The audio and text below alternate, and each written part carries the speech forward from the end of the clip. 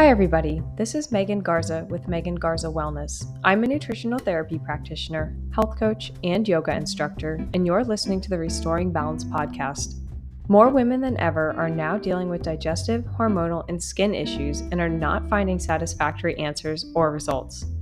On this show, I teach you how to implement holistic lifestyle, dietary, and mindset strategies to help you get smooth digestion and balanced hormones to reclaim your health, feel confident about your decisions, and to finally live life on your terms. Hello everybody, this is episode 12, and the title of today's episode is Sleep and its Impact on Digestion.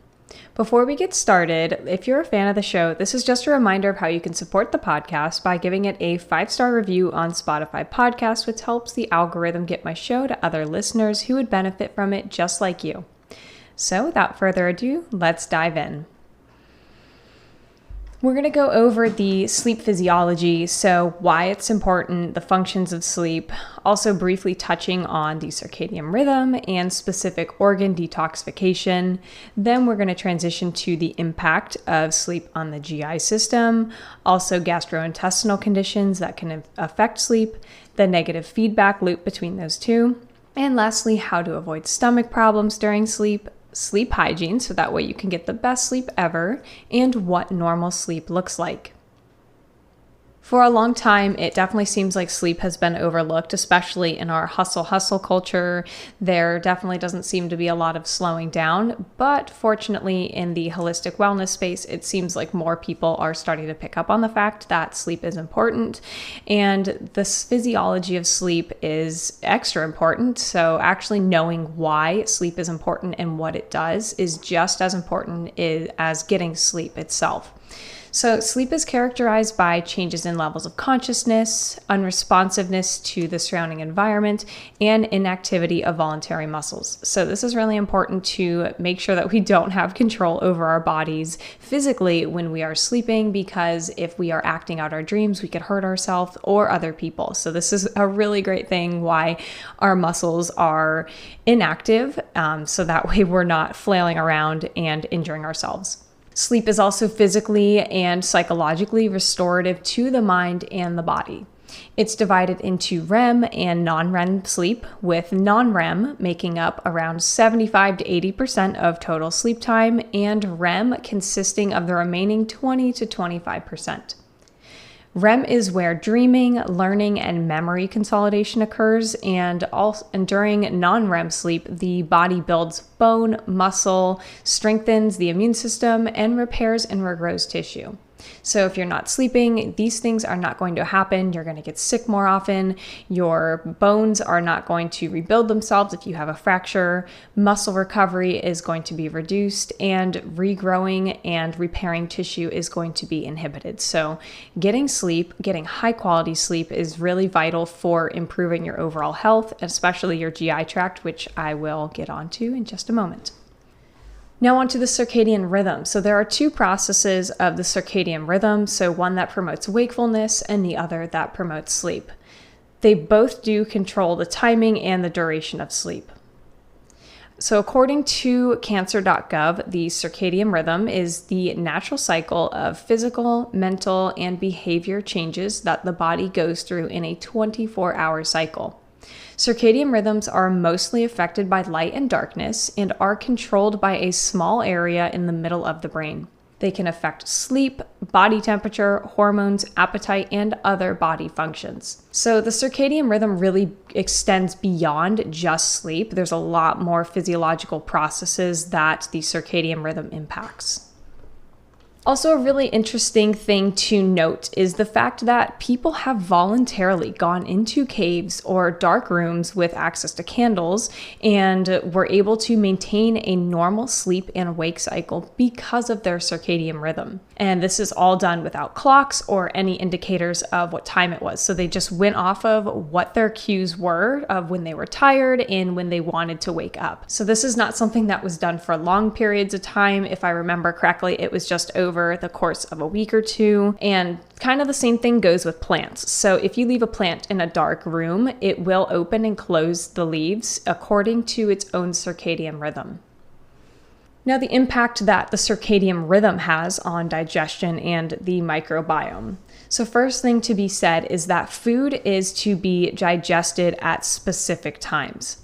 So midnight snacking can definitely lead to digestive problems and improperly digested food. So this can leave you with a lot of gas, bloating, and just uncomfortable feelings of indigestion. So this is why eating on a schedule will really help the body anticipate when it's time to digest and when it's time to rest. So for example, eating your first meal at 8 a.m., then your next meal at 1 p.m., and then lastly, the last meal at 6 p.m. Because nighttime is when the gut is supposed to be repaired. So if random eating habits occur frequently, and this is something that is made into a lifelong habit or even a long-term habit, your conditions like GERD, indigestion, irritable bowel movements, and constipation can occur. This is why it's vital to be on a schedule of eating and not just be snacking throughout the day or to be snacking late into the night. Also, normal gut bacteria levels will change, which can lead to leaky gut, which changes the gut microbiome for the worse. This occurs when you are snacking at random times and eating late into the night. That is when the microbiome will change. Another thing to think about is jet lag or staying up late, having fun with friends, or even just staying up late in general, studying for an exam or something along those lines. Think about how your digestion feels the next day. Do you have good digestion? Do you feel great? I mean, if you're like most people, you probably are going to be dealing with acid reflux and things like constipation. So this is why it is super, super, super important to go to bed at a regular time, which that is part of the sleep hygiene. An excellent book that goes over the circadian rhythm in great depth is called The Circadian Code by Sachin Panda. He details all kinds of incredible findings and research in his book, and if you want to learn more about the circadian rhythm, I would highly recommend his book. I will link it in the show notes because it is foundational to learning how the circadian rhythm works. And now on to the importance of quality sleep and the risk of sleep deprivation. So the importance of quality sleep includes cellular repair, lower stress levels, improved memory and learning, maintaining your immune system, and supporting growth and development. So this is just a list of a few of the things that quality sleep will really help your body with. And then as far as the risks of sleep deprivation, so that includes the increased risk of stroke, the higher anxiety that you're going to get, impaired cognition, increased risk of depression, because when you don't sleep well, it disrupts the neurotransmitters to the brain, which is involved in mood regulation. Also, lack of sleep can increase the risk of heart disease because blood pressure decreases with sleep. And there's also a strong association between sleep disturbances and gastrointestinal diseases. So gastrointestinal diseases include gastroesophageal reflux disease, or GERD, inflammatory bowel disease, liver disorders, and colorectal cancer. And unfortunately, sleep disorders affect 50 to 70 million Americans, and those are just the ones who report it. I'm sure there are plenty of other people who do not report their sleep disorders because they have just normalized it and they think that there's nothing wrong with their sleep patterns, or they think everyone should just be living like this and it's nothing to be concerned about. But it absolutely is, because your sleep is a foundational piece of your overall health and well-being. Now we're going to get into the nitty-gritty of GI issues and sleep. So sleep deprivation and gastrointestinal issues has a wide array of problems that it can cause. So starting with the nervous system is the fact that the brain and the gastrointestinal system are connected in a way that's vital to regulating the digestive tract and the immune system in the gut. So this gut-brain axis involves the immune system activation, intestinal permeability, and enteroendocrine signaling. Sleep disturbances can be responsible for physiological changes in the GI tract, meaning that any sleep disturbances that you have can be responsible for any problems that you're having with your gastrointestinal tract. The migrating motor complex, think of this like a housekeeper for your gut. So it sweeps undigested material through the digestive tract, and it is a regular part of a cycle that occurs between eating when you are fasting. So between breakfast and lunch and dinner, the migrating motor complex acts as a housekeeper to sweep up all of that undigested material. The waves of this electrical activity in the GI tract are also controlled by the enteric nervous system, which slows down during sleep. So making sure that your body has adequate time to not be doing anything. So that includes sleeping and not be digesting. The immune system is also positively impacted with sleep. So this supports and allows cytokines to modulate and control inflammation. Cytokines are signaling proteins that control inflammation and allow your immune system to defend against invaders like germs that'll make you sick. However, too many cytokines can actually increase inflammation. So cytokine release changes can result in more pro-inflammatory cytokines that are present in gastrointestinal disorders. And unfortunately, a lack of sleep will disrupt the normal release of cytokines, which can worsen gastrointestinal disorders. And another interesting fact is that sleep disturbances have been reported in up to 79% of people diagnosed with GERD. In a study of 6,500 participants in Norway found that patients with insomnia had a 3-time increased risk of GERD symptoms than those with no sleep complaints. IBS patients can also have increased nocturnal autonomic arousal, which can result in poor sleep. Poor sleep can also affect IBS symptoms, increasing abdominal pain, anxiety, and fatigue. So this is the negative feedback loop that I was speaking about of poor sleep causing worsening symptoms and worsening symptoms causing poor sleep. So now, what do you do about all this stuff? If you have IBS and you have bad symptoms that make it so that way you're unable to sleep, and if you're unable to sleep and that's causing worsening symptoms, what do you do? Where do you go from here? So there are some really easy things that you can do to avoid stomach problems during sleep. So first would be to eat on a regular schedule. As I mentioned before, not snacking super late into the night, not snacking throughout the day, letting your gut and the migrating motor complex do its job, and allowing it to have that short period of fasting and the period of fasting overnight. Also, finish dinner at least 2 or preferably 3 hours before bed, because if you're having this big meal right before bed and you're laying down, that's going to increase your risk of having acid reflux, and also it's just going to make you really uncomfortable because your body is wondering if you're supposed to be sleeping or if it's supposed to be digesting.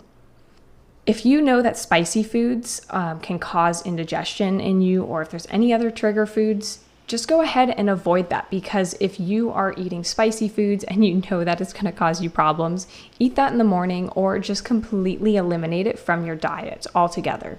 And speaking of eliminating foods, eliminating caffeine and alcohol can greatly improve your sleep quality, because these foods and these substances can interfere with the physiological and hormonal processes that are involved in sleep.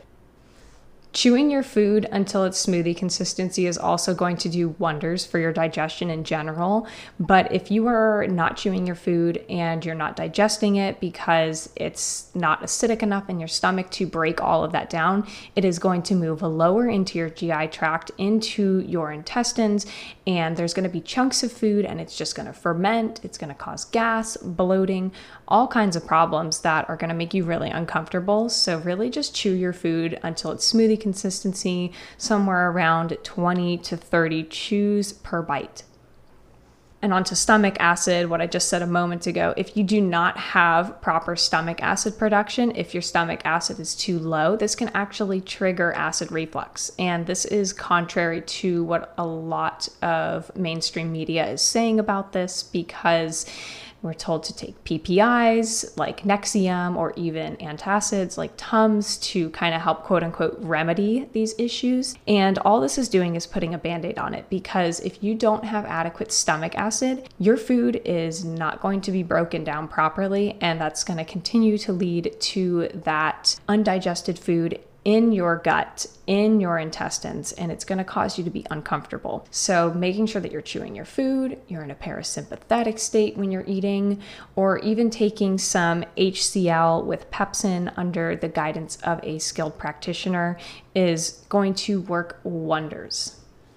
And sleep hygiene. Sleep hygiene is so important for helping you sleep better, helping you get really great results with your sleep, and just being consistent with it. So the first piece of advice I would have for sleep hygiene would be to dim your lights inside and reduce the LED light bulbs before bed. So LED light bulbs produce a lot of blue light on the spectrum. You have cooler lights and warmer lights. Blue light is a cooler light, red light is a warmer light. And what this blue light does is it's stimulating to your nervous system and it's stimulating to your body. So replacing these lights with incandescent or even just dimming them would be an okay option as well. But ideally, you would want to be using things like amber lights, salt lamps, and even red lights are super helpful, especially in the bedroom when you are getting ready to lay down and go to sleep.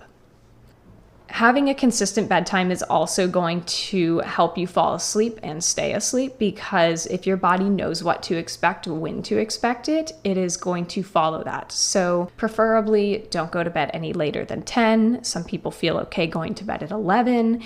It's kind of dependent on the individual. There's no really like specific set schedule that every single person should be following, but that really just goes back to the whole bio-individuality of humans, which is fantastic. It's beautiful. And having a consistent bedtime is something that we've probably all been told since we were kids. Make sure you go to bed at this time. And there's really a lot of truth behind that, because you don't want to be confusing your body by going to bed at 9 o'clock one night and then 1 a.m. the next night, because your body's going to say like, hey, what is going on? Like, am I supposed to be sleeping? Am I supposed to be awake? So try to be consistent with this one. Also, making sure that you don't use your phone for 1 to 2 hours before bed, or just any screens at all. Or if you do want to use your phone, you can wear blue light blocking glasses and have a blue light filter on your device. There's a great app called Twilight on Androids, and it is fantastic for blocking out blue light. The proper sleep environment is going to make it or break it as well with your sleep habits, because if you are having bright lights in your room or a lot of sound, or if it's too hot or your bedding is itchy and uncomfortable, you're not going to sleep well. So make sure that the environment is sound free. If you feel comfortable wearing earplugs, you can do that. Turning off every light, even if it's light from an LED or an alarm clock or something small, that can definitely trigger an arousal response in some sensitive individuals. And just have it at a comfortable temperature, preferably below 72 degrees, somewhere around 68 to 72. And having bedding that is comfortable and breathable. So maybe having a cotton sheet and then a light comforter on top to kind of keep you warm but not sweaty, and just kind of playing around with that and experimenting around. Also, if you're a mouth breather, you can consider using mouth tape, such as medical tape or Somnifix. So if you're breathing in and out through your mouth, you're not getting the proper amount of oxygen into your body, and it's going to potentially cause headaches in the morning, and you're just not going to feel like you got a great night's rest. Some other things that you can do is getting outside within 20 to 30 minutes of waking up, getting some sunshine in your eyes for 5 or 10 minutes, and also getting a minimum of 30 minutes of sunlight during the day, because this is going to signal to your body that now is the time to be alert, and it's going to help you transition more into that sleep phase later in the day.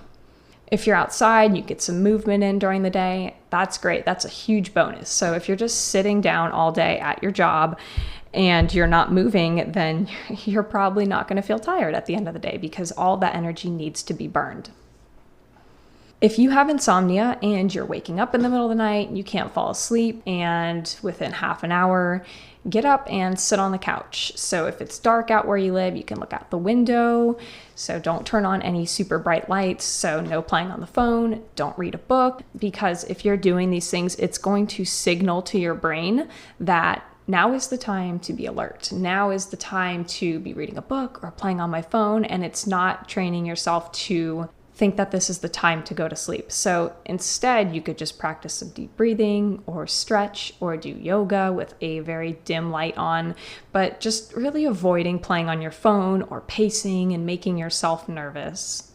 And I know that's easier said than done, because I have suffered from chronic insomnia for around 6 years in the past, and it's hard because you get anxious, but really just trying to stick to that routine and giving yourself some grace during that time is really going to help you stay calm and not give you so much anxiety. And if all of that is not working super great, maybe you need some extra support. Maybe your nervous system is having a hard time switching to the parasympathetic. So you could take something like valerian, lemon balm, passion flower, or holy basil, maybe in a tea form. That can be very useful. Or even something a little bit stronger like Rick Simpson cannabis oil or CBD. These can be a huge lifesaver for people who are struggling from chronic insomnia. And I would highly recommend, if you do the Rick Simpson cannabis oil, look for medical marijuana, because if you are buying recreational, you don't exactly know what you're getting, you don't know the quality, and it also raises the taxes and the prices on people who are using medical marijuana. So really just trying to stick to that medical side of it. It's regulated much better. So if you have that option, definitely give that a shot. Or if you have CBD, you can try that too, because you don't need a certificate or a license for CBD. Just make sure that you're getting it from a good source. So just give those tips a try and be consistent and patient, because this is not something that is going to happen overnight. Maybe your stomach is going to continue to bother you for a while and your sleep is going to bother you for a while, but really just trying to stick to these habits is going to be essential for improving your overall health, because if you are not sleeping, you are not going to heal. And if you are not healing, you're probably going to feel very defeated. So just sticking with these tips as much as possible and just staying optimistic, because pessimism really is a huge killer of health. Because if you have all these negative thoughts about how nothing's going to improve, then nothing is probably going to improve. And I know that that's easier said than done, especially with chronic health conditions. Trust me, I know. I completely understand. But just be patient with your body. Be loving, be gentle, and take it one day at a time. Unfortunately, since the link between GI issues and sleep issues are immense and it's being overlooked, this is something that we should definitely bring more awareness to, because it honestly doesn't seem to be a super common question asked by doctors or GI doctors. And even if it is, maybe people think that their abnormal sleep is normal because of the fact that they've just been dealing with it for so long, or it's something that quote unquote runs in the family, or maybe they just never experienced normal sleep. So they just have no idea what normal sleep is. So what is normal sleep? Normal sleep can be characterized by falling asleep soon after getting into bed, so within 30 minutes or less. If you're typically sleeping straight through the night, waking up no more than once per night, that is considered normal sleep. Sleeping the recommended amount of hours for your age group, falling back to sleep within 20 minutes if you do wake up. And lastly, feeling rested, restored, and energized when waking up in the morning. So those are all things that can characterize normal restorative sleep, and anything outside of that could warrant a investigation as to if you are not sleeping properly, why is that? Also, I'm going to link the studies that I referenced in the show notes. You can read through them. There's a lot of fascinating information, some really deep stuff on gastrointestinal disorders that are linked to sleep deprivation. So it was definitely a lot more than I could get onto this podcast today. But if you are interested, definitely read it, because there are some very fascinating studies. And lastly, just remember to take it step by step and keep learning on your wonderful journey of wellness.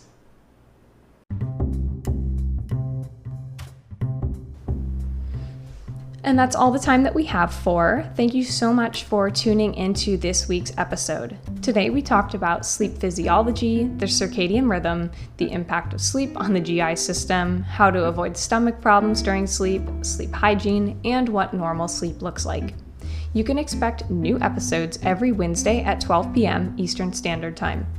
Just a quick reminder again of how you can support the podcast and stay in the loop. Make sure that you sign up for my email list. That way you can be notified every time I post a new podcast episode, make any new announcements about my services and how you can work with me, and also receive weekly relevant tips for digestion and hormones so you can optimize your health. My email list is the first to be notified about all of these things.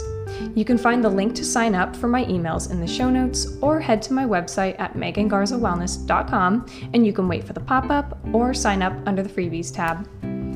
Again, I just want to thank you for listening to this week's topic. Take care, everyone, and until next time.